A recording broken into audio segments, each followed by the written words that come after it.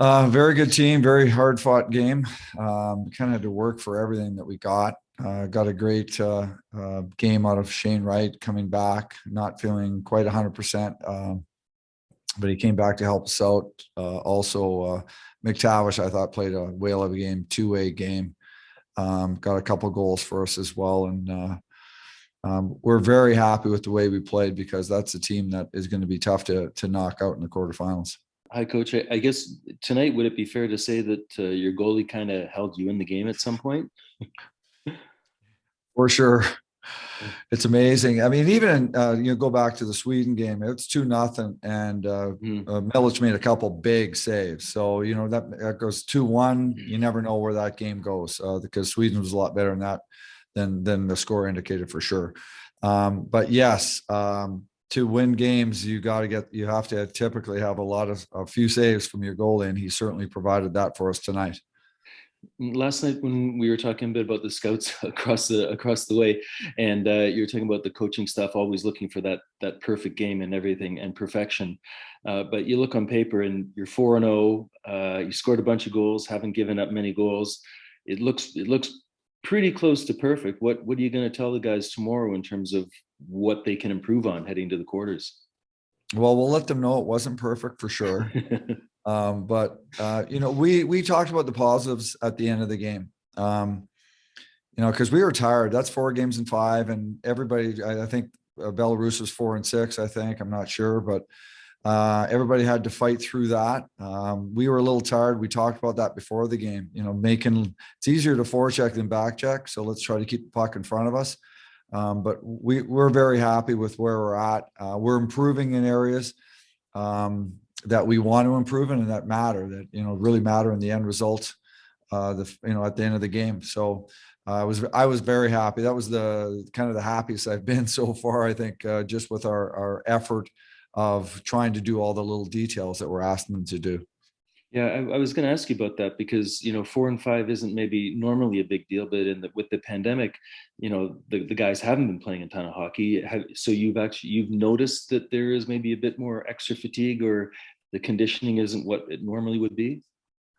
Well, I think 4 games in 5 nights when you're playing hard that's very demanding. You got 3 and 4 in the NHL and 4 and 5. That is tough. You never really truly recover.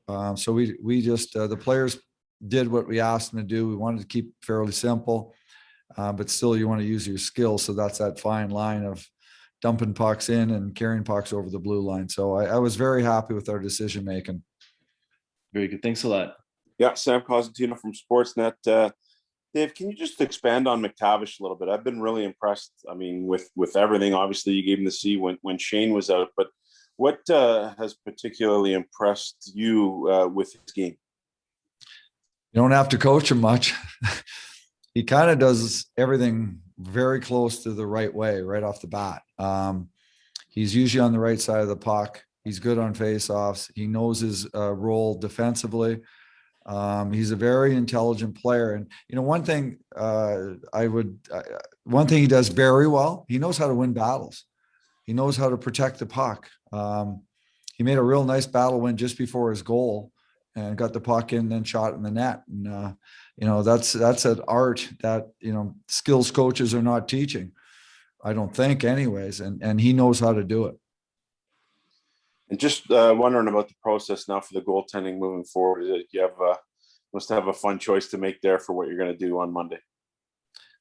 Yeah, we've already been talking about it. It's a great problem to have. We've got 2 goalies that have played very well, and our third goalie is very capable of hopping in there if we need him. But that's something that we've talked a little bit about tonight. The game's only been over for half an hour, so we'll mull it out a little bit more and figure it out and go from there. Just one more quick one for you. Dylan Guenther, I mean, he comes in as a highly rated guy. Maybe the points haven't been where some, including myself, have expected. What have you thought of his game and the process for him to this point? Well, coming in, not knowing the players at all, and I'm hearing Dylan Guenther's could be top 5 or top 3 or whatever. I didn't, watched him early, and I'm thinking, it looks like he's got a good player. He's going to be a heck of an NHLer. He plays the right way, never cheats. is, got great hands, great vision. Another guy who knows how to win battles, knows how to be on the right side of the play. He's going to have a great career. Whoever ends up drafting him is going to be very happy for sure. I'm very happy with, the end result is not always goals and assists. It's about, doing what you can to help your team win, and everything that we ask him to do, he's doing in spades. Hey, Dave, I just wanted to get your quick thoughts on what you've seen from Zellweger so far in this tournament. I've noticed tonight you had him on the first power play, and just kind of curious what you thought of his play and why you chose to put him up there with Genther and Wright. He plays a very fast game. He can think the game fast, and he can also play the game fast. He's got good hands. He's got great feet. He's a Energizer bunny out there. And he's not afraid to play the game. He'll go into the tough areas. He'll take hits to make plays, and he's got that uncanny ability to get the job done, getting pucks to the net on the power play, feeding the flanks on the power play. That's why we moved him here, because we were playing a little bit slow. It's much, we scored 5 power play goals yesterday, and we're playing a little bit slow in the power play. We want our players to do everything to the utmost of their abilities, and he's been getting better and better and better every game. So would you say putting him on the top power play instead of Clark, which is a matter of he added a dimension that maybe you weren't getting that you wanted, essentially? Yes and no. Clarkey is a very good hockey player. He's got fantastic vision. I think just because Zellweger was playing with more pace, those are just decisions you make, whether it's for one period or one game or 3 games, you kind of just go by who's got the hot hand, who's doing the things that you want him to do, and is helping, that segment, the power play in this case, we're talking about be successful. So he helped us last game with the power play, and so we just kept running with him. But Clarkey's more than capable of running a power play for us. Hi there. This is Andrew from the IIHF. A question maybe for Corson first. Would you, since he's sitting right beside you, would you agree that your goaltender was maybe a bit of the difference in the game tonight? Yeah, he's huge. He's a great goalie. We're lucky to have him between the pipes. He made some huge saves for us, and yeah, if we didn't have him, it probably would have been a closer game than it was. Benjamin, is it nice to get involved a little bit more than usual, and have to make some big stops, even though of course you kind of don't want to, because it means something else bad has happened, but you get in the game? Yeah, for sure. I played on Sarnia last year. I think we averaged like 40 shots against a game. So I'm used to it. So this was nice and easy in my books, but no, it's good. I love making the highlight reel saves, so it was fun. Maybe for both of you, can you look back on the last week and the first 4 games you've played? It looks like on paper, you're 4-0. You've scored a lot of goals, haven't allowed many. It seems like you're headed in the right direction and ready for the quarters. Is there anything you can work on, or are you pretty happy? I think just overall, we just got to keep getting better. It's been our goal since day one, just every day improve as much as we can. And, by the time we get to the finals, hopefully we'll be playing our best hockey. Yeah, I'm going to have to agree with him. I think it's just getting better every day, staying focused on the main goal here, and keep pushing. And in terms of getting better, what do you think you have to do tomorrow in practice to take that next step up for the checks on Monday or Tuesday? Sorry, no, Monday.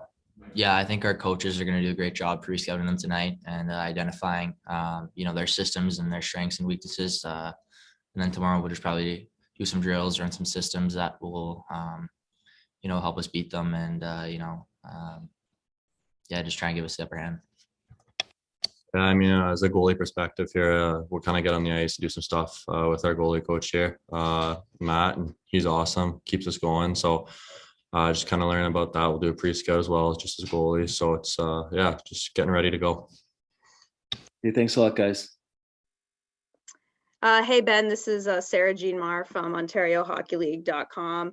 I know you had a busy rookie season in Sarnia, but I'm just wondering, after a year of not playing, how quickly you were kind of able to jump back in the swing of things, playing against, stepping out there against other teams, but also just, taking pucks from some of the country's best on your own team in practice? Yeah, I mean, it's definitely something you got to adjust to right away.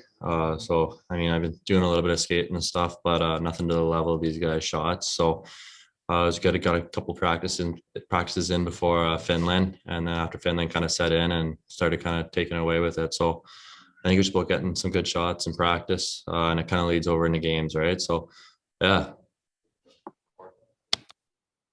Thanks, Ben. Congrats on the win. Thank you. Yeah, hi, Sam Cosentino from Sportsnet. Ben, first with you. Just what did you do during the course of the pandemic, without any games? And what areas do you feel that you've improved in since the last time you played before the tournament? Yeah, I mean, it was a busy off season for me. I tried to really focus in and kind of develop, obviously with the upcoming draft. So I was in the gym almost every day, sometimes twice a day, just trying to get stronger, gain some weight. When I could get on the ice, I was going on the ice. I mean, there's lots of trips down to Toronto and stuff like that, getting on the ice and just doing what I had to do to kind of be ready for this. But yeah, it was a busy off season. I'm kind of glad it went as well as it could have went, but yeah. And just what areas do you think you've improved in with all the weight and strength training that you did? Yeah, sorry about that. I forgot about that part. It was, I think for me, my hands were something that I really had to kind of focus in on. And I feel like this year I've received lots of compliments about them. It's kind of grown in my game. And then my speed, I mean, for me, kind of going in to like last year and stuff like that, I was kind of getting used to the speed, but wasn't really doing the speed, I guess the best way of saying it. But I kind of learned how to at the end of the year. I was working out a lot harder and just kind of gaining muscle in my legs, stuff like that. So like I could do that. Corson, for you, when you look at where you've come from here at the start of the tournament to now, how would you identify your role, first of all, on this team? And what is it that you think that's going to be your strength moving forward when looking towards the draft? Yeah, I just try to get better every day on the ice. Just trying to do as much as I can to help the team, or whether that's offensively or defensively, power play, penalty kill, just chip in wherever I can. So I'm just going to try and keep building, keep getting better towards the finals, and hopefully that sets me up well for the draft. Great. Thanks a lot, guys.